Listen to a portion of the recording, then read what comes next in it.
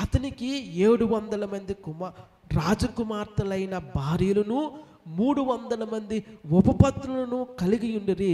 అతని భార్యలు అతని హృదయమును తిప్పివేసిరి. ప్రియులారా, ఎంతో దారుణమైనటువంటి సంగతి.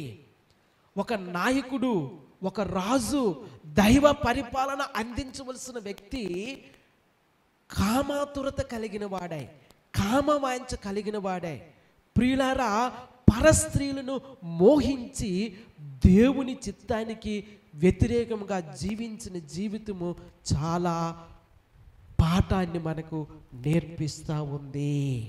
దయచేసి గమనించమని మనవి చేస్తూ ఉన్నాను. ప్రియులారా, దేవుడు తన ప్రజలకు చాలా స్పష్టంగా చెప్పి ఉన్నాడు వారు ఏ విధముగా జీవించాలో. మరి ముఖ్యంగా రాజులైన వారు ఏ విధముగా